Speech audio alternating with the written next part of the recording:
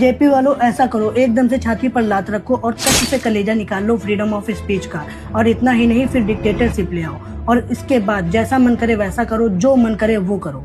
अंधभक्तों को तो समझ में नहीं आएगा, लेकिन अभी जो बीजेपी सरकार कर रही है वो फ्रीडम ऑफ स्पीच का कलेजा निकालने जैसा ही है। जैसे मीडिया को खरीदना, लोगों का इंडिया में अकाउंट बैन करवाना, अकाउंट तोड़वाना, आईटी एक्ट के जरिए वीडियो डिलीट करवाना और इतना ही नहीं, पैसा देकर अपनी तारीफ में हाई प्रोडक्शन के साथ 4 घंटे की प्रोपेगेंडा वीडियो बनवाना।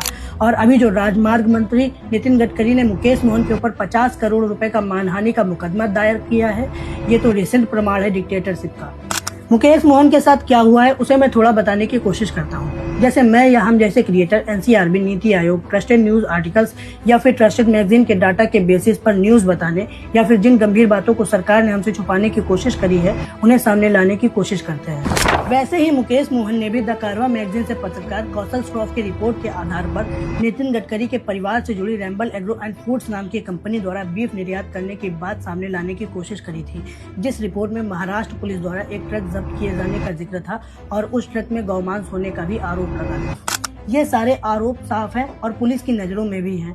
इसीलिए डरे हुए डिक्टेटर की पार्टी से डरे हुए नेता नितिन गडकरी, जिनकी खुद कुल संपत्ति 28 करोड़ है, उन्होंने द कारवां मैगजीन के ऊपर केस फाइल न करके मुकेश मोहन के ऊपर 50 करोड़ रुपए का डिफेमेशन फाइल शूट कर दिया। अब आप पूछोगे कि द कारवां मैगजीन के ऊपर केस फाइल शूट क्यों नहीं किया? वो इसलिए क्योंकि द कारवां मैगजीन के पास सारे सबूत होंगे और अगर द कारवां मैगजीन को कोर्ट में लेके जाते तब बड़ा पछताते। नितिन गडकरी के बेटे निखिल गडकरी CIN एग्रो के पीछे रैम्बल एग्रो द्वारा बीफ निर्यात करके कमाया सारा रुपया धरा आते। लेकिन मुकेश मोहन के ऊपर केस करना आसान था क्योंकि मुकेश मोहन कहाँ सबूत इकट्ठा करते फिरेंगे। अब यहाँ पर वही कहानी हो गई, अगर धोबी से न जीतो तो गधे के ही कान ऐंठ दो। और एक कान ऐंठना कोई नॉर्मल सी चीज नहीं है, ये हर एक क्रिएटर और हर एक एक्टिविस्ट के लिए साधारण सा संदेश है।